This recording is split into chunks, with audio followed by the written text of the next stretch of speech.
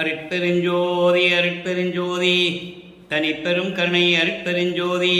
எல்லா உயிர்களும் இன்புற்று வாழ்க, வள்ளல் மலரடி வாழ்க வாழ்க, கொல்லா விரதம் குவளையெல்லாம் ஓங்குக, நல்லோர் நினைத்த நலம் பெறுக, நன்றி நினைத்தெல்லோரும் வாழ்க இசைந்து. உலக மக்களே, அறிவார்ந்த அன்பர்களே, ஆண்மநேய ஒருமைப்பாடுடைய அன்பர்களே, வல்லப்பமான கல்லிய திருவருட்பாவில் 3ஆம் திருமுறையில் 4வது பதிகம் திருவிழா வியப்பு என்ற பதிகத்தில் இருக்கின்ற பாடலுடைய விளக்கங்களை பார்த்து கொண்டிருக்கிறோம். திருவிழா வியப்பு மொத்தம் 10 பாடல்களை கொண்டது. ஏற்கனவே 2 பாடலுடைய விளக்கங்களை பார்த்திருக்கிறோம். இன்று 3வது பாடல். இந்த பாடலில் ஒவ்வொரு பாடலிலும் வல்லப்பெருமானவர்கள் சமயங்களையும் மதங்களையும் மார்க்கங்களையும் சார்ந்திருந்த போது எப்படியெல்லாம் இறைவனை வர்ணனை செய்தார் என்பதையும், இறைவனுடைய நிலையையும், இறைவனிடம் தான் எந்த அருளையும் பெறவில்லை என்ற மன வருத்தத்தையும் ஒவ்வொரு பாடலிலும் ஒவ்வொரு விதமாக நாம் பார்த்திருக்கிறோம். மதங்களும் சமயங்களும் மார்க்கங்களும் சூழ்ந்திருந்த காலகட்டங்களில் தான் வல்லப்பெருமானவர்கள் இந்த மண்ணுலகிற்கு ஒரு தாயின் வழியாக வருவிக்கு உற்றார் என்பதை நாம் பார்த்து கொண்டிருக்கிறோம். வல்லப்பெருமானவர்கள் வருவிக்கு உற்றவர். வருவிக்கு உற்றவனுக்கு மரணம் இல்லை. அவதாரம் எடுத்தவனுக்கு மரணம் உண்டு. இந்த பிரபஞ்சத்தில் வல்லப்பெருமானை தவிர, அருட்பெருஞ்சோதி ஆண்டவரை தவிர எல்லாருக்குமே மரணம் உண்டு என்பதை திருவருட்பாவில் நாம் கண்ட உண்மை. பிரம்மனும் திருமாலும் போன்றவர்கள், சதாசிவம், மகேஸ்வரன் போன்ற பதத்தலைவர்கள் எல்லாம் அருட்பெருஞ்சோதி ஆண்டவரால் படைக்கப்பட்டு அதன் பிறகு அவங்கள் காலகட்டம் முடிந்தவுடனே, அதாவது வயது எல்லை கடந்தவுடனே, ஒவ்வொருத்தவனுக்கும் வயது உண்டு. பிரம்மனுக்கு 4,32,000 வருடம், திருமாலுக்கு 8,64,000 வருடம். இப்படி ஒவ்வொருவர்களுக்கும் வயது உண்டு. அந்த வயது கால அளவு முடிந்தவுடனே அவர்கள் இறந்து விட வேண்டும் என்பதுதான் திருவருட்பாவில் நாம் கண்ட உண்மை. மாலும் துஞ்சுவான் மலரவன் இறப்பான், மற்ற வானவர்கள் முற்றிலும் அழிவர் என்று சொல்லுவார் நமது இறைவன் வல்லப்பெருமானவர்கள். அவர் இறைவனாகவே இறைவனால் வருவிக்க உற்றவர் என்பதை நான் பதிவு செய்ய கடமைப்பட்டிருக்கிறேன். அப்படி சமயங்களையும் மதங்களையும் மார்க்கங்களையும் சூழ்ந்திருந்த காலகட்டங்களில் எப்படியெல்லாம் இவரும் நமது இறைவன் வல்லப்பெருமானவர்களும் மதங்களையும் மார்க்கங்களையும் சார்ந்து கொண்டு இறைவனை வணங்கினார் என்பதையும், அதன் பிறகு சுத்த சன்மார்க்கத்தை பெற்ற பிறகு மதங்களும் சமயங்களும் மார்க்கங்களும் தேவையில்லை என்ற நிலையை மக்களுக்கு திருவருட்பாவின் மூலம் பல உண்மைகளை தெரிவித்திருக்கிறார்கள் நமது இறைவன் வல்லப்பெருமானவர்கள். அதை நாம் பார்த்து கொண்டிருக்கிறோம். அந்த வகையில் நீங்கள் பார்க்க வேண்டிய பாடல் திருவிழா வியப்பு, 3ஆம் திருமுறை, 4வது பதிகம், 3வது பாடல். பாடலை நன்றாக கவனியுங்கள். பொன்னேர் சடையார் கீழ் உடையார், பூவைதனை ஓர் புடை உடையார், தென்னேர் பொழில் சூழ் ஒற்றியூர் திகழும் தியாகர், திருபவனி இன்னே வந்தார் என்றார். நான் எழுந்தேன். நான் அங்கு எழுவதற்கு முன்னே மனம் என்பனை வருத்தி முந்தி அவர் முன் சென்றது. இது பாடல். அதாவது இதற்கு முன்னால் நாம் பார்த்த பாடலுடைய விளக்கத்தினுடைய சுருக்கம் என்னவென்றால், இறைவன் இந்த உலகிற்கே ஒரு தாயின் வழியாக இந்த மண்ணுலகிற்கு வருவிக்க உற்று இறைவன் ஆட்கொள்ளாத வரையில் அவர் எந்த நிலையில் இருக்கிறார் என்று அவருக்கே தெரியாது. அதன் பிறகு 9வது ஆண்டில் ஆண்டவர் வந்து அவரை ஆட்கொண்ட பிறகு இவருடைய மறைப்பு நிலை நீங்குகிறது. தன்னை மறைத்த நிலை நீங்குகிறது. மறைப்பு நிலை நீங்கியவுடனே அவர் இந்த மண்ணுலகிற்கு வருவிக்க உற்றார் என்ற நிலை மட்டும் தெரிகிறது. அதன் பிறகு 9வது ஆண்டில் இறைவன் ஆட்கொண்ட பிறகு இறைவனை பார்ப்பதற்காக திருவொற்றியூர் செல்கிறார். அப்போ தெருவிலே நின்று கொண்டிருக்கும் போது, திருவிழா வீதி வரும்போது இவருக்கு காட்சி கொடுத்து விட்டு மறைந்து விடுகிறார். அதன் பின் காலங்கள் செல்ல மீண்டும் திருவொற்றியூர் செல்கிறார். அப்போ தெருவிலே நின்றுகின்ற போது இறைவன் இவரை பார்த்து திரும்பி பார்க்காமல் தெருவழியாக ஓடுகிறார். சிவபெருமான் ஓடுகிறார் இவரை பார்த்து. இவரும் பின்னாலே ஓடுகிறார். அவருடைய ஓட்டத்தை இவரால் பிடிக்க முடியவில்லை. அதன் பிறகு தன் மனநிலையை வருத்தி மனதில் இருக்கின்ற துன்பங்களை எல்லாம் சொல்லி ஒரு நாரையை தூது அனுப்புகிறார். பலனில்லை. அதன் பிறகு கிளிகளை தூது அனுப்புகிறார். தன்னுடைய மனக்குமுறலை, இந்த வல்லப்பெருமானவர்கள் இங்கே மண்ணுக்கு வருவிக்க விட்டு தான் பட்ட துன்பங்களை எல்லாம் சொல்லி கிளிகளிடம் சொல்லி இறைவனிடம் போய் சொல்லுங்கள் என்று சொல்லி கிளிகளை தூது அனுப்புகிறார். அதற்கும் பலனில்லை. அதன் பிறகு அந்த மனநிலை எப்படியெல்லாம் இருந்தது என்பதையும், பவனி வரும்போது இறைவனை பார்க்க பேச முடியவில்லை என்பதையும் ஒவ்வொரு பாடலிலும் நாம் பார்த்து கொண்டிருந்தோம். இந்த திருவிழா வியப்பு என்பது இறைவன் பவனி வரும்போது இறைவனை பார்ப்பதற்காக அங்கே செல்லுவது. அப்போ இவர் தெருவிலே நின்று கொண்டிருக்கும் போது இவருடைய மனம் இவருக்கு முன்னாலே போய் சென்று விடுகிறது. பவனி வருகிறார் என்று மக்கள் சொன்ன உடனே தியாகராஜ பெருமான், நல்லா கவனிச்சுக்கணும், நடராஜன், சிவபெருமான், தியாகராஜ பெருமான் எல்லாம் ஈஸ்வர கூட்டத்தை சேர்ந்தவர்கள், ஈஸ்வரனுடைய தத்துவத்தை சேர்ந்தவர்கள், கடவுளர்கள் அல்ல என்பதை நீங்கள் புரிந்து கொள்ள வேண்டும். இவர்களுக்கெல்லாம் ஆணவ மலம் உண்டு, மலங்கள் உண்டு, சமயங்களையும் மதங்களையும் மார்க்கங்களையும் பின்பற்றி கொண்டிருந்தவர்கள். அவர்களுக்கெல்லாம் சுத்த சன்மார்க்கம் தெரியாது, சிவபெருமானுக்கு தெரியாது, நடராஜனுக்கு தெரியாது. நடராஜன் என்பது வேறு, நடராஜ பதி என்பது வேறு. நடராஜனுக்கும் நடராஜபதிக்கும் சம்பந்தமே கிடையாது. அதை நீங்கள் முதல்ல புரிஞ்சுக்கணும். அதுக்கான விளக்கங்கள் நான் ஏற்கனவே கொடுத்திருக்கிறேன். இவர்களெல்லாம் கர்ம சித்தி யோக சித்தியில் இருந்து கொண்டிருப்பவர்கள், ஞான சித்தியில் அவங்க இருப்பது இல்லை என்பதை இங்கு நான் பதிவு செய்ய கடமைப்பட்டிருக்கிறேன். இப்படி இந்த நிலையில் இருக்கும்போது இந்த பாடலை நமக்கு அருளி இருக்கிறார்கள். இப்போ அந்த பாடலுடைய பதவுரை பாருங்க. பொன்னேர் சடையார். பொன்னேர் சடையார் என்பது பொன் போன்று ஒளிர்ந்து கொண்டிருக்கின்ற, மின்னிக் கொண்டிருக்கின்ற பின்னிய சடையை உடையவன். யாரு? சிவபெருமான். அவனை உருவகப்படுத்துகிறார். அருட்பெருஞ்சோதிக்கு உருவம் இல்லை. சமரச சுத்த சன்மார்க்கம் பெறாத வரையில் வளர்ப்பவனுக்கும் தெரியாது சிவபெருமான் தான் கடவுள் நினைச்சிட்டு இருக்காரு. அது எவ்வளவு பொய் என்பதை பின்னால் தான் வளர்ப்பமானவர்கள் நிரூபித்து காட்டியிருக்கிறார்கள். இப்போ அந்த மாதிரி பொன் போன்று சடையை உடைய இறைவன் கீழ் உடையார். கீழ் உடையார் என்பது, கீழ் என்பது கோவணம் கட்டிக்கிட்டு இருக்கிறவன். ஒரு பாடலிலே சொல்லுவார், உள்ளத்திடம் சொல்லுவது போல ஒரு பாடலிலே சொல்லுவார், உள்ளம் சொல்லும். எப்படி?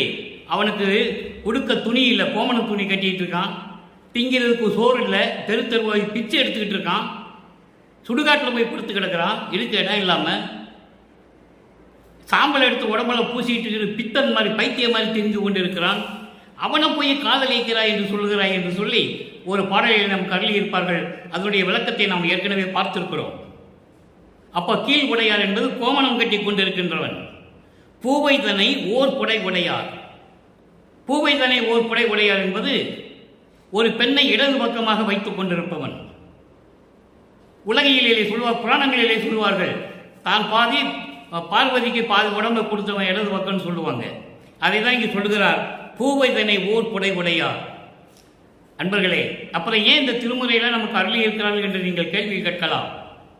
அதற்கான விடைகள் பின்னாலே வந்து கொண்டு இருக்கிறது. காலத்தின் கட்டாயம். இந்த மாதிரி பல ரூபங்களில் திரிந்து கொண்டிருந்தவர்கள். அப்போ ஒரு பெண்ணை இடது பக்கமாக கொண்டவன் என்று சொல்லுகிறார். தென்னேர் பொழில் சூழ் ஒற்றி திகழ்த்திகளும் தியாகர். தென்னேர் என்பது தென்னை மரங்கள் சூழ்ந்த, பனைகள் சூழ்ந்த, அழகான வளமான உடைய திருவொற்றியூரில் இருக்கின்ற இறைவன் தியாகராஜன். அவர் பவனி வருகிறார் என்று மக்கள் சொன்னார்கள். அவரை பார்க்க வேண்டும் என்பதற்காக ஏற்கனவே அவர் என்னை பார்த்து திரும்பி பார்க்காமல் ஓடிக்கொண்டிருந்தவன்.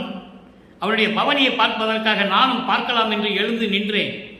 நான் எழுந்து நிற்பதற்கு முன்னாலேயே என் மனம் அவர் முன் போய் நின்று விட்டது. ரொம்ப அழகாக சொல்லியிருப்பாரு, நீங்க நல்லா கவனிக்கணும். அப்போ அதுக்கு என்ன அர்த்தம்னா, பார்க்க வேண்டும் என்ற ஆவல் இருந்தது. ஏன்னால் இதுவரைக்கும் காட்சி கொடுக்கவில்லை, அருளை கொடுக்கவில்லை, ஆட்கொண்டானே தவிர எதையும் கொடுக்கவில்லை. அதனால் பவனியை பார்ப்பதற்காக நான் சொல்வதற்கு முன்னாலே என் மனம் அங்கு சென்று நின்று விட்டது என்று சொல்லுகிறார். இதன் மூலம் உலக மக்களுக்கு என்ன தெரிவிக்கிறார் என்றால், உலக மக்களே, நான் இந்த மண்ணுலருக்கு அருட்பெருஞ்சோதி ஆண்டவரால் வருவிக்க உற்று 9வது ஆண்டில் அவரை ஆட்கொண்ட பிறகு, எனது மரப்பு நிலை நீங்கிய பிறகு திருவொற்றியூருக்கு இறைவனை காண நான் செல்கிறேன். அங்கே இறைவன் பவனி வரும்போது, அதாவது திருவிழா வீதி வருகிறார்கள் என்று, தியாகராஜ பெருமான் திருவிழா வீதி வருகிறார் என்று மக்கள் என்னிடம் சொல்ல, நான் மகிழ்ந்து கொண்டு போய் எழுந்து நிற்பதற்குள் என் மனம் என் முன்னால் போய் அங்கு நின்று விட்டது என்று உலக மக்களுக்கு தெரிவிக்கிறார். அப்போ அவர் இறைவனை பார்க்க ஆவலோடு இருக்கிறார். காரணம், அருளை பெற வேண்டும். ஆட்கொண்டானே தவிர எந்த அருளையும் கொடுக்கவில்லை என்ற நிலையை இந்த பாடலிலே கூறியிருக்கிறார்கள். இப்போ அந்த பாடலிய விளக்கம் பாருங்க. பொன் போன்று அழகான மென்னிய சடையுடைய இறைவன் கோவணம் கட்டி கொண்டிருக்கின்ற இறைவன், பெண்ணை ஒரு பக்கமாக வைத்துக் கொண்டிருக்கின்ற இறைவன், அதாவது பார்வதியை ஒரு பக்கமாக வைத்திருக்கிறார். இடது பக்கத்திலே தான் பாதி அருள் பாதி, அருள் பாதி சக்தி பாதி என்ற நிலையில் இருந்து கொண்டிருக்கின்ற இறைவன். அப்படி இருக்கின்ற இறைவன் அழகான தென்னை மரங்கள் சூழ்ந்த பூஞ்சோலைகள் நிறைந்த திருவற்றில் இருக்கின்ற இறைவன் தியாகராஜ பெருமான் திருவிழா வீதி வருகிறார் என்று மக்கள் சொன்னபோது, நான் எழுந்து அங்கே பார்ப்பதற்கு செல்ல வேண்டும் என்று நான் எழுந்து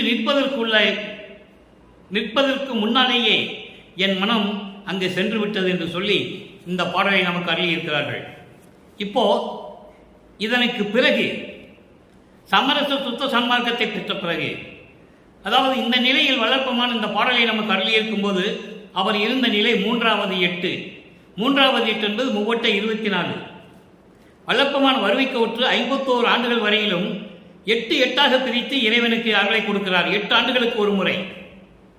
அப்போ அந்த நிலையில் இருக்கும்போது நமது இறைவன் வளர்ப்பமானவர்கள் இந்த பாடலை அருளியிருக்கிறார்கள். நல்லா கவனிக்கணும். வளர்ப்பமான இறைவன் என்றுதான் சொல்ல வேண்டும். ஐயா என்றோ சாமி என்றோ அடிகளார் என்றோ கூறவே கூடாது. அவர் இறைவனாகவே வருவிக்க உற்றவர் என்பதை நீங்கள் புரிந்து கொள்ள வேண்டும். அப்போ அந்த இறைவன் வளர்ப்பமானவர்கள் சமரச சுத்த சன்மார்க்கத்தை பெற்ற பிறகு எப்படி இறைவனுடைய நிலை என்ன, அவருடைய அருள் எப்படிப்பட்டது, நான் எப்படியெல்லாம் அருளை பெற்றுக்கொண்டேன், எப்படி நான் இறைவனாக இருந்து கொண்டிருக்கிறேன், இறைவனாக இருந்து கொண்டு எப்படி இந்த பிரபஞ்சத்தை இயக்கிக் கொண்டிருக்கிறேன் என்பதை தெள்ள தெளிவாக ஆனந்தருமுறையிலே அருளியிருக்கிறார்கள். அதை பார்க்க போகிறோம். திருவிழா வியப்பு 3வது பாடலுக்கு ஆறாந்தருமுறையிலே எந்தெந்த பாடலில் 3வது பாடலில் விளக்கம் இருக்கிறது என்பதை பார்க்க போகிறோம். நல்ல கவனிங்க. இப்போ சமரச சுத்த சன்மார்க்கத்தை பெற்ற பிறகு நமது இறைவன் வல்லற்பமானவர்கள் தந்தையிடமிருந்து சமரச சுத்த சன்மார்க்கத்தை 33வது வருடத்தில் பெற்றுக்கொள்கிறார். நல்லா கவனிக்கணும் நீங்க. அதுக்கு பிறகு அவருடைய நிலை என்ன? 6ஆம் திருமுறை பதிகம் 7 நான் ஏன் பிறந்தேன், நான் ஏன் பிறந்தேன் என்ற ஒரு பதிகம். இந்த பதிகத்துடைய தலைப்பு என்னவென்றால், நான் ஏன் பிறந்தேன் என்றால், இந்த பிறப்பு அவம் பொறாது பேசுரன், அதாவது இந்த மனித பிறவி ஏன் எடுத்தோம் என்று பொறுக்க முடியாமல் பேசுரல் என்பது மனம் வருத்தம் அடைவது. ஏன் இந்த பிறவி எடுத்தோம், எதற்காக என்னை இந்த மண்ணுக்கு வருவிக்க விட்டான் இறைவன் என்ற நிலையை நினைக்கும் போது அவருடைய உள்ளம் எப்படி வருந்தி இருக்கும். விண்ணுலகத்திலே இருந்த தன்னுடைய செல்வ பிள்ளையை, அவர் பேர் செல்வ பிள்ளைன்னு பேரு, வல்லப்பமானுக்கு விண்ணுலகத்திலே செல்வ பிள்ளைன்னு பேரு. ஏன் என்னுடைய தகப்பன், என்னுடைய தந்தை, என்னுடைய அப்பா ஏன் இந்த மண்ணுலக்கு என்னை வருவிக்க செய்தார், ஏன் இந்த மனித பிறவி எடுத்தேன் என்று பொறுக்க முடியாமல், சகித்துக் கொள்ள முடியாமல் எப்படி வருந்துகிறார். நல்ல கவனிங்க. அறியாத பொறியவருக்கும் இழிந்த தொழிலவருக்கும் அதிகரித்து துன்மார்க்கத்து அரசு செய்யும் கொடியே, புரியாத கொடும் பாவ சுமை சுமக்கும் திறத்தேன், கொல்லாமை என்பதை ஓர் குறிப்பினும் குறியே, செரியாத மனக்கடையேன், தீமையெல்லாம் உடையேன், சினத்தாலும் மதத்தாலும் செறிந்த புதல் அணையேன், புதல் எரியாத புவியிடை நான் ஏன் பிறந்தேன், உந்தன் இதயம் அறியேனே மன்றில் இனித்த நடத்து இறையே. இது பாடல். இந்த பாடலுடைய விளக்கம் பாருங்க, நல்லா கவனிங்க நண்பர்களே. இந்த பாடலுடைய விளக்கம் எங்கும் கிடைக்காது, யாரும் சொல்ல முடியாது. இறைவனுடைய தயவும் கருணை இருந்தால்தான் இந்த விளக்கத்தை மக்களுக்கு விளக்கி சொல்ல முடியும். அறியாத பொறியவர் என்றால், அதாவது ஒன்றும் தெரியாத தீமைகள் செய்து கொண்டிருக்கின்றவர்கள், தீய எண்ணங்களையே மனதில் வைத்துக் கொண்டிருக்கின்றவர்கள். அறியாத பொறியவர், சுத்த சன்மார்க்கத்தை தெரியாத. சுத்த சன்மார்க்கம் என்பது சமயங்களையும் மதங்களையும் மார்க்கங்களையும் கடந்த நிலை, எதையும் சாராத நிலை. நல்லா புரிஞ்சுக்கணும் நீங்க. அப்போ சுத்த சன்மார்க்கத்தை தெரியாத தீயவர்கள், துன்பமான நிலையில் இருக்கின்றவர்கள், தீயவைகளையே செய்து கொண்டிருக்கின்றவர்கள், அவர்களுக்கும் இழிந்த தொழில் அவருக்கும். இழிந்த தொழில் என்பது உயிர்களை கொலை செய்வது, ஆட்டை கொன்று அறுத்து விற்பது, கோழியை கழுத்தை திருவி கொன்று அறுத்து விற்பது, கடலை போய் மீனை பிடித்து அந்த உயிரை எடுத்து அதை தொழில் செய்து இருக்கின்றவர்கள். இழிந்த தொழில் அவர்களுக்கு. இழிந்த செயல்களை செய்து கொண்டு உயிர்களை கொன்று அதை விற்று பணமாக்கி கொண்டிருக்கின்றவர்கள். அவர்களுக்கும் அதிகரித்து துன்மார்க்கத்து அரசு செய்யும் கொடியேன். எப்படி சொல்றார் பாருங்க, சமயங்களையும் மதங்களையும் மார்க்கங்களையும் நான் சேர்ந்து இருந்த போது துன்மார்க்கம், சமயங்கள் மதங்கள் மார்க்கங்களும் துன்மார்க்கத்தை கொடுக்கக்கூடியது. துன்மார்க்கம் என்பது துன்பங்களையும் துயரங்களையும் கொடுத்து கொண்டிருப்பது. அப்படிப்பட்ட துன்பங்களை மேலும் மேலும் செய்து கொண்டிருந்த தொழில்களை எல்லாம் செய்து கொண்டிருந்த கொடியேன் என்று சொல்கிறார். தன்னை தாழ்த்திக் கொள்ளுகிறார். காரணம், நிலை தெரியாது சமயங்களிலும் மதங்களிலும் மார்க்கங்களிலும் இருந்து கொண்டு எப்படியெல்லாம் இந்த கொடிந்த செயல்களை சகித்துக் கொண்டிருந்தார் என்பதை இந்த பாடலில் நமக்கு அருளியிருக்கிறார்கள் நமது இறைவன் வல்லற்பமானவர்கள். அதுகரித்து துன்மார்க்கத்தை அரசு செய்யும் கொடியேன் நான், குறியாத கொடும் பாவ சுமை சுமக்கும் திறத்தேன். நினைக்க முடியாத அளவிற்கு கொடும் பாவ சுமைகளை சுமந்து கொண்டிருக்கின்ற வலிமை உடையவனாக இருந்து கொண்டிருக்கிறேன். ஏனென்றால் அப்படிப்பட்ட தீய செயல்களையும் பாவ செயல்களில் நான் இந்த சமயங்களிலும் மதங்களிலும் மார்க்கங்களில் இருந்து கொண்டு சுமந்து கொண்டிருக்கிறேன். அதோடு மட்டுமல்ல, கொல்லாமை என்பதை ஓர் குறிப்பிலும் அறியேன். கொல்லாமை என்பது எந்த உயிர்களையும் கொலை செய்யாமல் இருப்பது, துன்புறுத்தாமல் இருப்பது, அதான் கொல்லாமை என்று சொல்லுகிறார். கொல்லா விரதம் தன்னை கொல்லாரை கண்டில் ஒரு புல் என எண்ணி புறம்பொலிகை என்று சொல்லுவார். எந்த உயிரையும் நான் வதைக்க மாட்டேன், கொலை செய்ய மாட்டேன் என்று சபதம் எடுக்காதவனை நீ பார்த்தால் அவனை ஒரு துரும்பாக எண்ணி அவனிடந்து விலகிவிடு என்று சொல்லுகிறார். கொல்லா விரதம் தன்னை கொண்டார் தன்னை தல்லானை கொலையும் கொலையும் தல்லாரை தழுவானை என்று சொல்லுவார் 6ஆம் திருமுறையிலே. அப்படிப்பட்ட கொல்லாமை விரதத்தை நான் உள்ளத்திலே ஒரு நாளும் நான் நினைத்ததில்லை. எப்போ? சமயங்களிலும் மதங்களிலும் சார்ந்து இருந்த போது. அதுக்கப்புறம் சொல்ற பாருங்க, சரியாத மனம் கடையேன், மனதை அடக்க முடியாதவனாக இருந்து கொண்டிருந்தேன். என் மனம் ஒரு நிலையில் இல்லை. நான் யார் என்று தெரியாதப்போ நான் என்ன பண்ணுவேன்? நான் ஏன் பிறந்தேன் இந்த மண்ணுலகில்? ஏன் வருவிக்க விட்டாய்? நீதானே என்னை வருவிக்க விட்டாய். நீதானே சமயங்களிலும் மதங்களிலும் மார்க்கங்களில் இருக்க சொன்னாய். அதன் பிறகு அது வேண்டாம் என்று சொல்லுவதும் நீதானே. இதனால் என் மானம் போய்விட்டது, என் மரியாதை போய்விட்டது என்று சொல்லுகிறார். உன்னால் எனக்கு மானம் போய்விட்டது என்று சொல்லுவார் ஞானசரியிலே. மானமெல்லாம் போன வழி விடுத்தேன் என்று சொல்லுவார். அப்பா பார்த்து கேட்கிறார், உன்னாலதான் எனக்கு மானமே போச்சுன்ற. அந்த நிலையில் சரியாத மனக்கடையே, மனதை அடக்க முடியாத கொடியவனாக இருந்தேன். தீமைகள் எல்லாம் சுமந்து கொண்டிருந்தேன். சினத்தாலும் கோபத்தாலும் மதத்தாலும், மதம் என்பது செருக்கு, ஆணவம், மதத்தாலும் செருக்காலும் கோபத்தாலும் செறிந்த புதல் அணையேன். புதல் என்பது புதல், முள்புதல். முள்புதல் எதுக்கு யூஸ் ஆகும்? எதுக்கு பயன்படும்? ஒன்றுக்குமே பயன்படாது. அப்போ அந்த முள்புதல் போல நான் இருந்து கொண்டிருந்தேன். எப்போ? சமயங்களிலும் மதங்களிலும் மார்க்கங்களிலும் இருந்தபோது. அதுக்கப்புறம் சொல்றார் பாருங்க, எரியாத புவியிடை நான் ஏன் பிறந்தேன்? என்னை ஏன் வருவிக்க செய்தாய்? இந்த பாவ பிறவி எனக்கு எதுக்கு? ஏற்கனவே வளர்ப்பமானுக்கு பிறப்பு இறப்பு இல்லை. அவர் மரணமில்லா பெருவாழ்வை இருந்து கொண்டிருக்கிறவர், ஒவ்வொரு யுகத்திலும் இருந்து கொண்டிருக்கிறவர். தெளிவாக சொல்லுகிறார் 6ஆம் திருமுறையிலே. கலியுகத்தினுடைய கடைசி நாள், கலியுகம் முடிந்துவிட்டது. 1900 ஆண்டில் கலியுகம் முடிந்துவிட்டது என்பதை வல்லப்பமான் நமது இறைவன் தெளிவாக கூறியிருக்கிறார்கள். இப்போ நாம் இருப்பது ஒளியுகம். ஒளியுகத்துக்கு வயது இல்லை. சமரச சுத்த சன்மார்க்க காலத்தில் இருந்துகின்றோம். சமயங்களும் மதங்களும் மார்க்கங்களும் ஒளிந்து விட்டன, இறந்து விட்டன, மடிந்து விட்டன என்றெல்லாம் சொல்லுவார். அந்த நிலையில் இருந்து கொண்டிருக்கும் போது இந்த உலகத்திலே, இந்த மண்ணுலகிலே எரியாத புவியிடை புண்ணியம் பெறுவதற்காக, புண்ணியமான இந்த உலகில் என்னை ஏன் வருவிக்க செய்தார்? நான் ஏன் பிறந்தேன்? உன்றன் இதயம் அறியேன். உன் இதயத்தில் என்ன இருக்கிறது கூட எனக்கு தெரியல. மன்றில் இனித்த நடத்த இறையே. மணிமன்றில் என்பது சத்தியஞான சபை. சத்தியஞான சபையில் பேரின்பமாக அருளுடனும் செய்து கொண்டு அருளாட்சி செய்து கொண்டிருக்கின்ற எனது அருட்பெருஞ்சோதி ஆண்டவரே, நான் ஏன் பிறந்தேன்? என்னை ஏன் வருவிக்க செய்தாய்? இந்த பாவப்பட்ட பிறப்பு எதற்காக? என்னால் சகித்துக் கொள்ள முடியவில்லை, பொறுத்து கொள்ள முடியவில்லை. விரைவில் வந்த அருள்கை என்று சொல்லி இந்த பாடலை நமக்கு அருளி இருக்கிறார்கள். அடுத்து ஒரு நிலை. இந்த நிலை ஏற்கனவே திருவிழா வியப்பு 3ஆம் திருமுறையிலே 4ஆம் பதியத்திலே இன்றைக்கு பார்த்தோம். அந்த நிலையை சொல்லுவார். அதாவது அவர் வந்தாரு, ஆட்கொண்டாரு, அருளை கொடுக்கவில்லை என்று சொல்லுவார். இப்போ 10வது பதிகம் 6ஆம் திருமுறை அடியார் பேரு. அதில் எப்படி ஒரு இறைவனுக்கு அடியனாக போகும்போது அந்த வாக்கியம் எப்படிப்பட்டது, அடியார் பேர் என்ற தலைப்பிலே 3வது பாடல். திருவிழா வியப்பு 3வது பாடலுக்கு 6ஆம் திருமுறையிலே அடியார் பேரிலே 3வது பாடலிலே ஒரு விளக்கம். பீலை புரிவான் பீலை புரிவான் வருந்துகின்ற பேயுக்கும் கருணை பெரிதும் அளிப்பான், ஊமை அகற்றும் ஊழை அகற்றும் பெருங்கருணை உடையான் என்பார் உன்னை.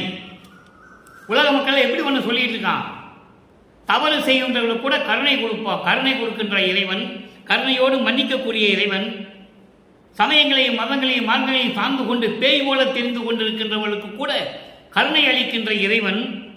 அதோடு மட்டுமல்ல, ஊழை அகற்றும் வல்வினைகளை, தீயவகளை, ஊழ்வினைகளை, வினைகளை எல்லாம் அடக்கக்கூடிய நீக்கக்கூடிய பெருங்கருணை உடைய இறைவன் என்றெல்லாம் உன்னை சொல்லுகிறார்கள். ஐயோ, மோளை மனத்தால் குரங்கு எறிந்த விளம் காயாகி முத்து உண்ணும் ஏழை அடியேன் வருத்தம் கண்டு இருத்தல் அழகோ என் கோவே. இது பாடல். இப்படியெல்லாம் இருக்கிறவர்களுக்காக நீ கருணை கொடுத்திருக்கிறாய். சமயங்களிலும் மதங்களிலும் மார்க்கங்களை பற்றுக்கொண்டு பேய் போல அலைந்து கொண்டிருக்கின்றவர்களுக்கும் கருணை கொடுத்திருக்கிறாய். உலக மக்கள் சொல்லிக் கொண்டிருக்கிறார்கள். ஊழ்வினைகள் எல்லாம் அகற்றக்கூடிய இறைவன் என்றெல்லாம் உன்னை சொல்லுகிறார்கள்.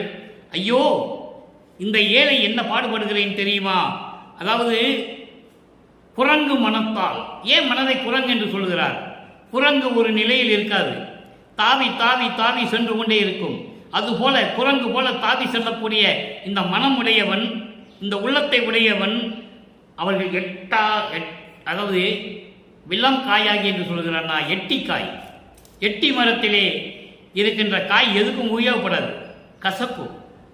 அப்போ அந்த குரங்கு எட்டிக்காய் போய் திங்குமா? திங்காது. பறிக்கும், மோந்து பார்க்கும், காயை எரிஞ்சிடும். அதுபோல இருக்கின்ற இந்த மனது, எட்டி காய் போன்றிருக்கின்ற மனது தீயவைகளையே எண்ணுகின்ற, மொத்து உண்ணும் என்பது எண்ணக்கூடிய, நினைக்கக்கூடிய, தீயமைகளையே எண்ணிக்கக்கூடிய இந்த ஏழை அடியான் வருத்தம் கண்டு இருப்பது அழகோ என் கோவே, என் அரசே, என் இறைவனை, அருட்பெருஞ்சோதியே, உன்னானதனை வருவிக்க உற்று இவ்வளவு இன்னங்களையும் துன்பங்களையெல்லாம் நான் பெற்றுக் கொண்டிருக்கிறேன். இது தேவையா எனக்கு? நீதானே வருவிக்க செய்தாய். இந்த குரங்கு மனம் என்ன பாடுபடுகிறது என்பதை நீ அறிந்து கொள்ள வேண்டும். இதையெல்லாம் பார்த்து நான் எவ்வளவு துன்பப்பட்டு கொண்டிருக்கிறேன். இது அழகா உனக்கு? இது மரபுக்கு அழகா? தந்தை மரபுக்கு அழகா? விரைவில் வந்து எனக்கு அகழ்வாயாக என்று சொல்லி இந்த பாடலை நமக்கு அருளியிருக்கிறார்கள். அடுத்த ஒரு நிலை பாருங்க. 6ஆம் திருமுறை 17 அத்துவித ஆனந்தத்து அனுபவ விடை ஈடு. இது தலைப்பு பெயர். இந்த தலைப்பினுடைய பெயர் விளக்கம் என்னவென்றால், ஒளிமயமாகும் ஆனந்த அனுபவத்தில் பெறக்கூடிய ஒரு ஈடு இணையற்ற ஒரு நிலை. அத்துவிதம் என்பது ஒன்றான நிலை. நான் நீ என்ற வேறுபட்ட நிலை இல்லாமல் ஒன்றான நிலை. நான் வேறு நீ வேறு என்று சொல்லுவது துவைதம். இது நான் வேறு நீ வேறு இல்லை என்று சொல்ல ஒன்றான நிலை, அதான் அத்துவிதம். அப்படி என்றால் இறைவனும் வளர்ப்பவனும் ஒன்று. அந்த அனுபவம் எப்படிப்பட்டது என்பதை இந்த தலைப்பிலே நமக்கு அள்ளியிருக்கிறார்கள். இங்கேயும் 3வது பாடல். 4ஆம் திருமுறை 3ஆம் திருமுறையிலே 4வது பதியத்தில் இருக்கின்ற திருவிழா வியப்பினுடைய 3வது பாடலுக்கு சமரச சுத்த சன்மார்க்கத்தை பெற்ற பிறகு 6ஆம் திருமுறையிலே 17வது பதிகம் அத்துவித ஆனந்தத்து அனுபவ விடையீடுல எப்படி விளக்கம் இருக்கிறது நல்லா பாருங்க. நாதாந்த திருவீதி நடந்து கடப்பேனா? அவருக்கே நம்பிக்கை இல்லை. காரணம், இறைவனுடைய திருவிளையாடல் இது. மண்ணுலகிலே வருவிக்க செய்துவிட்டு மகனை ஆட்கொண்டு அருளை கொடுக்காமல் ஓடி ஓடி ஒழிகிறார் அருட்பெருஞ்சோதி ஆண்டவர். அந்த நிலையை பார்த்து இந்த பாடலிலே சொல்லுகிறார், நாதாந்த திருவீதி நடந்து கடப்பேனோ. நாதாந்தம் என்பது அந்தங்களிலே அந்தங்கள் 6: கலாந்தம், யோகாந்தம், போதாந்தம், நாதாந்தம், வேதாந்தம், சித்தாந்தம். இப்படி 6 அந்தங்கள் இருக்கின்றன. இதுவே நாதாந்த திருவீதி நடந்து கடப்பேனா. நாதாந்த வீதி என்பது மன நிலையை, அதாவது ஆன்மா நிலை இருக்கிறது அல்லவா, ஆன்மா நிலையை கடந்து போவது. ஆன்மா நிலையை கடந்து நான் அந்த நாதாந்த வீதியிலே நான் நடப்பேனா, அதையெல்லாம் கடந்து நான் செல்லுவேனா என்று சொல்லுகிறார்.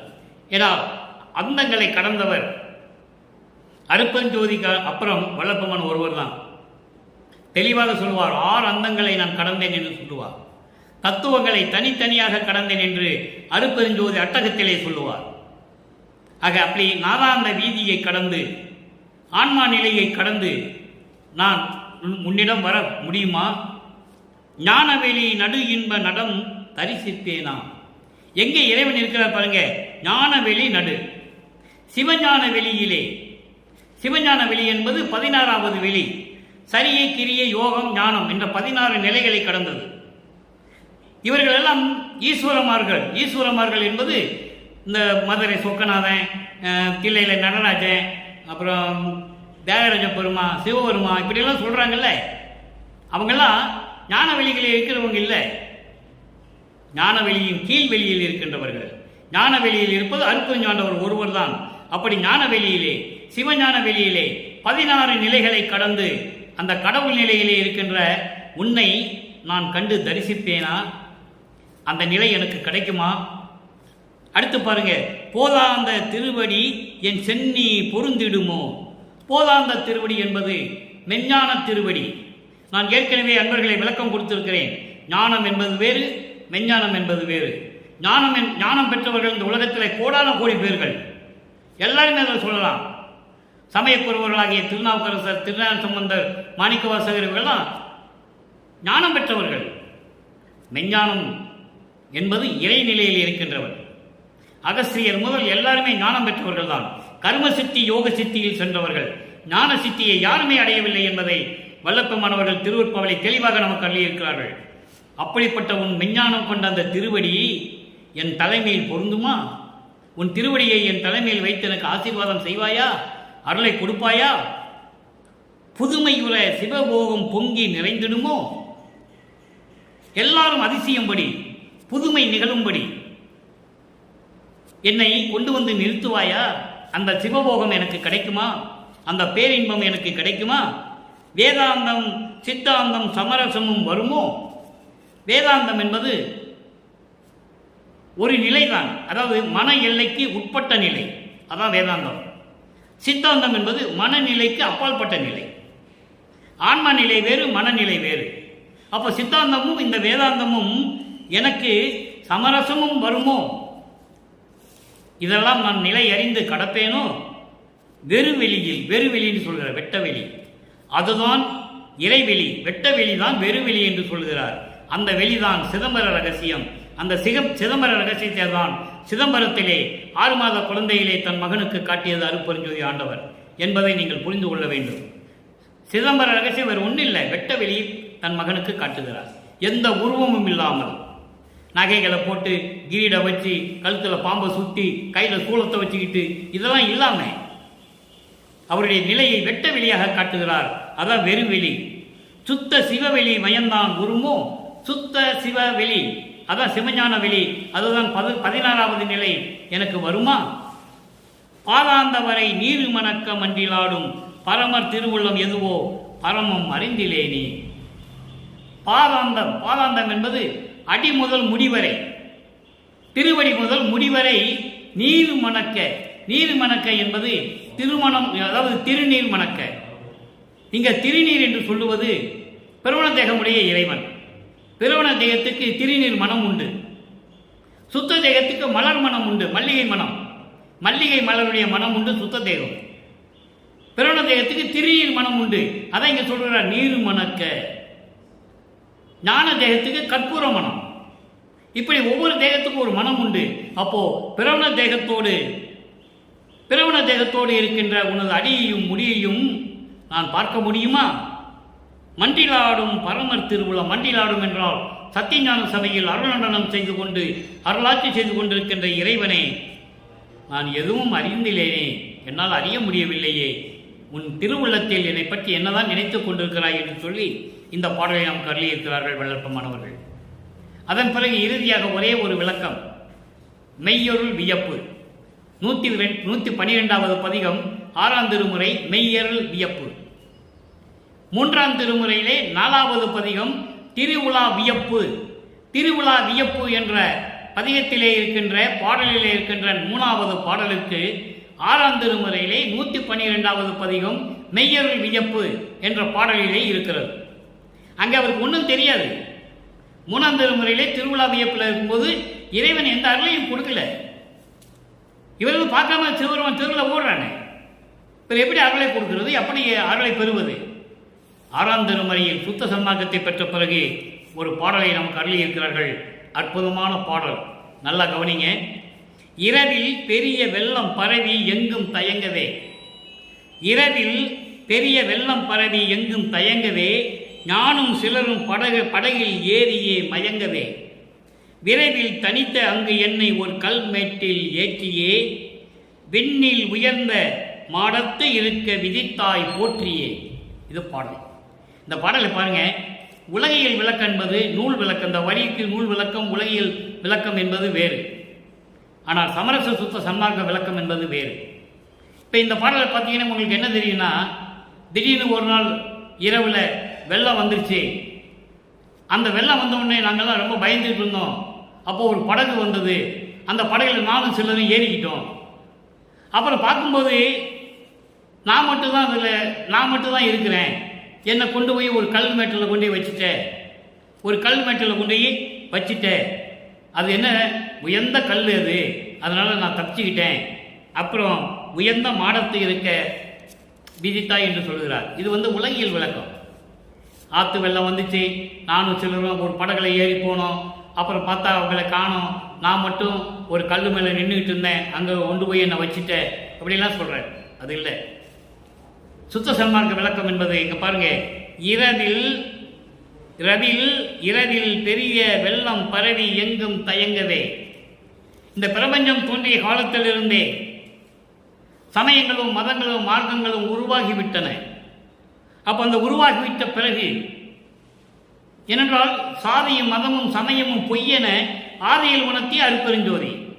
இது அருட்பெருஞ்சோதிக்கு உடன்பாடு அல்ல. இதெல்லாம் இல்லாத இறைவன் தான் அருட்பெருஞ்சோதி. அதுக்கு பின்னால் வந்தவர்கள் இந்த பதத்தலைவர்கள், மத தலைவர்கள், மார்க்கங்களுடைய தலைவர்கள், ஜாதிகளுடைய தலைவர்களெல்லாம் சேர்ந்து இதெல்லாம் உருவாக்கி விட்டார்கள். அப்போ இந்த பிரபஞ்சம் முழுவதும் பரவி கொண்டு இருக்கின்றன, பரவி கிடந்து கொண்டு இருக்கிறது. வெள்ளம் போல ஒரு ஆற்றில் வெள்ளம் வந்தால் எப்படி போகும்? கடல்ல போய் சேர்ந்துடும். கடல் என்ன எல்லாம் நீரா இருக்கு. அப்போ இந்த பிரபஞ்சம் தோன்றிய காலத்திலே சமயங்களும் மதங்களும் மார்க்கங்களும் ஜாதிகளும் உருவாகிவிட்டன. இதெல்லாம் உலகமெல்லாம் பரவி விளங்க, இதெல்லாம் உலகம் பூரா பரவி போச்சு. உலகெல்லாம் பரவி விளங்க, ஞானும் சிலரும் படகில் ஏறியே மயங்கவே. நானும் சிலரும் என்பது நானும் இந்த மண்ணுலகிலே உன்னால் வருவிக்க உற்று சமயங்களும் மதங்களும் மார்க்கங்களும் சூழ்ந்திருந்த காலகட்டங்களில் நானும் வருவிக்க உற்று, நானும் சிலரும் என்பது என் உடன் இருந்தவர்கள். பேரை சொல்ல விரும்பவில்லை, நான் உடன் இருந்தவர்கள் என்று சொல்லுகிறார்.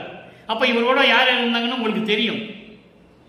அப்போ இவர்களெல்லாம் சேர்ந்தவர்களும் அந்த படகுல ஏறி, எந்த படகுல சமயங்களும் மதங்களும் மார்க்கங்களெல்லாம் சூழ்ந்து கொண்டிருந்த அந்த நிலையில் இருந்து கொண்டு மயங்கி என்பது துன்பமடைந்து துயரமடைந்து நாங்கள் இருந்து கொண்டிருந்த நேரத்தில் உலகில் சமயங்களும் மதங்களும் மார்க்கங்களும் பரவி நானும் அதை பின்பற்றி கொண்டுதான் இருந்தேன். இப்படியெல்லாம் நாங்கள் பின்பற்றி கொண்டிருந்த நேரத்தில் துன்பங்களையும் துயரங்களையும் அடைந்து அப்படி சொல்றார் பாருங்க. விரைவில் தனித்த அங்கு என்னை ஒரு கல்மேட்டில் ஏற்றி. கல்மேடு என்பது என்ன? கல்மேடு என்பது பெரிய பாறங்கள் இல்லை, சுத்த சன்மார்க்கம். அப்போ இந்த சமயங்களையும் மதங்களையும் மார்க்கங்களையும் எல்லாம் பின்பற்றி கொண்டிருந்தவர்கள் எல்லாம் என் கூட வரல. அவங்க திரும்பி அங்கேயே போயிட்டாங்க. என்னை மட்டும் தனித்த விரைவில் என்பது தனித்த, அதாவது எதையும் சாராத, எதிலையும் உடன்படாத, தனித்த என்றால் ஒப்பற்ற நிலையில் மேம்பட்ட நிலையில் இருக்கக்கூடிய சுத்த சன்மார்க்கத்தை எனக்கு கொடுத்து அதில் என்னை நிறுத்தி வைத்தாய். சுத்த சன்மார்க்கம் பெறுவது உலக மக்களுக்கு சொல்வதற்காகவே வருவிக்க விட்டார். அருட்பெருஞ்சோதி அகவலை தெளிவாக இருக்கிறது. ஆன்ற சன்மார்க்கம் அணிபெற என்னைத்தான் ஈன்று அமுதளித்த இனிய நற்றாயை என்று சொல்லுவார். அகத்தை கருத்து புறத்தை வெளுத்திருந்த உலக அனைவரையும் சகத்தை திருத்தி சன்மார்க்கத்தை அடைவித்திட அவரும் இதத்தை பரத்தை பெற்று மகிழ்ந்திடுவதற்கென்றே என்னை முகத்தே இறைவன் வருவிக்க விட்டேன், அருளை பெற்றேனே. ஆக இறைவனால் நான் இறைவனாகவே வருவிக்க விட்டேன் என்பதை வல்லப்பமான் அவர்கள் உலக மக்களுக்கு தெளிவாக தெரிவித்திருக்கிறார்கள் என்பதை இங்கே நான் பதிவு செய்ய கடமைப்பட்டிருக்கிறேன். ஆக சமயங்களும் மதங்களும் மார்க்கங்களும் உலகமெல்லாம் பரவி இருக்க அதில் துன்பப்பட்டு கொண்டிருந்த நானும் சிலரும் இருந்து கொண்டிருக்க அதன் பிறகு அவர்களெல்லாம் சமயங்களிலும் மதங்களிலும் மார்க்கங்களிலும் இருந்து விட்டார்கள். என்னை மட்டும் சமரச சுத்த சன்மார்க்கத்தை கொடுத்து என்னை மேல் ஏற்றி வைத்தாய். அப்போ நான் சமயங்களையும் மதங்களையும் மார்க்கங்களையும் விட்டுவிட்டேன். அதை தான் சொல்லுவார் வல்லப்பமானவர்கள் சின்னம்பிடி என்ற பதியத்திலே சொல்லுவார். பன்மார்க்கம் கடந்தேன் என்று சின்னம்பிடி, 12 மேல் நின்று சின்னம்பிடி. 12 மேல் என்பது 13வது நிலை. அங்கதான் ஞானசரியை உருவாகுது, அங்கதான் மரணமில்லா பெருவாழ்வு வருது. அப்ப ஞானசரியை வரும்போது சமயங்களும் மதங்களும் மார்க்கங்களும் இருக்கக்கூடாது. அருட்பெருஞ்சோதினா அருட்பெருஞ்சோதி தான் சொல்லணும். நீ அருட்பெருஞ்சோதி சொன்ன சமய குறியீடுகள் இருக்கவே கூடாது. திண்ணீர் பூசுவது, ஊதுபத்தி கொளுத்துவது, கற்பூரம் கொளுத்துவது எல்லாம் இருக்கக்கூடாது. இருந்தால் ஒரு துரும்பளவு கூட அருட்பெருஞ்சோதி ஆண்டவரை அருளை பெற முடியாது, சத்தியமாக பெற முடியாது. திருவருட்பாவிலே இது கண்ட உண்மை. இறைவனே சொல்லுகிறார், நான் தான் உன்னை படைத்தேன், நான் சொன்ன நீ கேட்டாதான் உனக்கு அருள் கிடைக்கும், இல்லை உனக்கு கிடைக்காது. சமயங்களை மதங்களை மார்க்கங்கள் இருந்தால் உனக்கு பரிகாரம் தான் உண்டு. இறைவனுடைய திருவடி கிடைக்காது, அடுத்த பிறகு எடுக்கணும். சமரச சுத்தமாக இருந்தால் பிறப்பு இல்லை, இறைவனுடைய திருவடி தான் என்ற நிலையை நீங்கள் புரிந்து கொள்ள வேண்டும். அப்போ அந்த மாதிரி இருந்த காலகட்டங்களில் என்னை மட்டும் சன்மார்க்க சங்கத்தில் நிறுத்தி வைத்தாய், சுத்த சன்மார்க்கத்தில் நிறுத்தி வைத்தாய். விண்ணில் உயர்ந்த மாடத்து இருக்க, விண்ணில் உயர்ந்த மாடம் எது? சிவஞான வெளி. சிவஞான வெளி என்பது நீங்க உடனே சிவபெருமான் போயிடக்கூடாது. அவெல்லாம் சமயங்களில் இருக்கின்ற இறைவன். சிவஞான வெளி என்பது அருட்பெருஞ்சோதி ஆண்டவர் இருக்கின்ற வெளி. அதுதான் வெறுவெளி, அதுதான் வெட்ட வெளி, அதுதான் சிவஞான வெளி. அதுதான் 16வது நிலை, ஞானத்தில் ஞானம். அந்த நிலையில் இருந்தால்தான் கடவுள் நிலையில் இருக்க முடியும். அப்படிப்பட்ட கடவுள் நிலையில் என்னை இருக்க வைத்தாய், விதித்தாய் என்று சொல்லுகிறார். விதித்தாய் என்பது இருக்க வைத்தாய். சமரச சுத்த சன்மார்க்கத்தை கொடுத்து என்னை நீ கடவுள் நிலையில் இருக்க வைத்தாய். போற்றியே. போற்றியே என்பது உயர்ந்த நிலை. உயர்ந்த நிலை என்பது இந்த எல்லா உலகமும் என்னை போற்றும்படி, விண்ணுலகமும் மண்ணுலகமும் என்னை போற்றும்படி கடவுள் நிலையில் வைத்து விட்டாய். எனக்கு 5 தொழில்களையும் கொடுத்து பிரபஞ்சத்தை இயக்க வைத்து விட்டாய் என்று சொல்கிறார். வையமும் வானமும் வாழ்த்திட அருட்பெருஞ்ச அகவல்ல சொல்லுவாரே, வையமும் வானமும் வாழ்த்திட ஐயரு வழித்த அருட்பெருஞ்சோதி எனக்கு அருள். எப்படி சொல்ற பாருங்க, வையமும் வானமும் வாழ்த்திட எனக்கு அருள். ஐயரு அளித்த அருட்பெருஞ்சோதி. ஐயறிவு என்பது கடவுள் அறிவு, கடவுள் அறிவு என்பது மெஞ்ஞான அறிவு. மெஞ்ஞான அறிவை கொடுத்து எனக்கு அருள வேண்டும் அருட்பெருஞ்சோதி ஆண்டவரே, இந்த வையமும் வானமும் வாழ்த்திட வேண்டும் என்னை என்று சொல்லுகிறார். அதைதான் இங்கே போற்றியே என்று சொல்லுகிறார். எனவே அன்பர்களே, இன்று நாம் பார்த்த பாடலிய விளக்கம் உங்களுக்கு புரிந்திருக்கும் என்று நான் கருதுகிறேன். சமயங்களும் மதங்களும் மார்க்கங்களும் சூழ்ந்திருந்த காலத்தில் நமது இறைவன் வல்லப்பமானவர்கள் வருவிக்க உற்று சுத்த சன்மார்க்கம் தெரியாத நிலையில் இறைவன் தன்னை ஆட்கொண்ட பிறகு இறைவன் யார் என்ற தெரியாத நிலையில் எப்படியெல்லாம் மனம் வருந்துகிறார், எப்படியெல்லாம் துன்பப்படுகிறார், எப்படியெல்லாம் தன் மகனுக்கு திருவிளையாடல் செய்கிறார் என்பதை 1ஆம் திருமுறையிலிருந்து 4ஆம் திருமுறை வரைக்கும் பார்த்து கொண்டிருக்கிறோம். அதன் பிறகு சமரச சுத்த சன்மார்க்கத்தை பெற்ற பிறகு தன் மகனுக்கு இறைவன் எப்படியெல்லாம் அருள் செய்தார், எப்படி கடவுள் நிலையில் கொண்டு வைத்தார், ஏன் அவரை இந்த மண்ணுக்கு வருவிக்க விட்டோம் என்ற நிலையெல்லாம் இன்று நாம் விளக்கத்தை பார்த்தோம். எனவே அன்பர்களே, அப்படிப்பட்ட இறைவனை வழிபட தாங்களும் சுத்த சன்மார்க்கத்தில் சேர வேண்டும். சுத்த சன்மார்க்கம் என்பது கொலையும் தவிர்த்த நிலை. உயிர்களை கொலை செய்வது, அந்த பிணத்தையே தின்னுவது, சமைத்து உண்பது, இதெல்லாம் இருக்கக்கூடாது. இறைவன் ஒருவனே என்ற நிலையில் இருக்க வேண்டும். அவன்தான் சுத்த சன்மார்க்கத்தில் இருக்கின்றவன். பல கோயில்களுக்கு சென்று வழிபட்டு வந்து கொண்டு சமயங்களையும் மதங்களையும் மார்க்கங்களையும் சார்ந்து கொண்டு வடலூரில் வந்து அருட்பெருஞ்சோதி சொன்னால் ஒன்றும் கிடைக்காது. ஒரு தூசி அளவுடைய அருளை இறைவனிலிருந்து பெற முடியாது. அவரே சொல்லுகிறார், எங்கே உத்தரஞான சிதம்பரத்தில் உத்தரஞான மாலையில் சொல்லுகிறார், உத்தரஞான சிதம்பரம். உத்தரஞான சிதம்பரம்னு உன்னை உங்கள் மன்ன சிதம்பரத்துக்கு தான் போகும். அங்கே அது இல்லை. உத்தரஞான சிதம்பரம் வந்து வடலூர். வடலூருக்கு தான் நீங்கள் வரணும். ஒத்தாரையும் இழிந்தாரையும் நேர்கண்டு உவக்க, ஒத்தாருக்கு மகிழ்ந்தவரை அருள் அளிக்கக்கூடிய இறைவன் உத்தரஞானத்தில் இருக்கின்ற இறைவன் என்று சொல்லுகிறார். சமயங்களையும் மதங்களையும் மார்க்கங்களையும் விட்டு ஒழியுங்கள். வேண்டாம் நமக்கு. அது எதுக்கு? துன்பங்களையும் துயரங்களையும் நாம் இன்னும் சுமக்க வேண்டுமா? வேண்டாம். சமரச சுத்த சன்மார்க்கத்திற்கு வந்து இறைவனை வணங்கி மண்ணகல்களை விளக்கு ஏற்றி ஜோதி ஏற்றி அருட்பெருஞ்சோதி அருட்பெருஞ்சோதி தனிப்பெருங்கனை அருட்பெருஞ்ச மகாமந்திரத்தை சொல்லி இறைவனுடைய அருளை பெற்று செல்வங்களை எல்லாம் பெற்று நீங்கள் மனைவி, உங்களுடைய பிள்ளைகள், உறவினர்கள் எல்லோரோடும் வாழ்வாங்கு வாழ இறைவனுடைய தயவோடையும் கருணையோடையும் வாழ்த்தி இந்த வள்ளலார் ஒளியன் விடைபெறுகிறேன். மீண்டும் நாளை சந்திப்போம். நன்றி, வணக்கம்.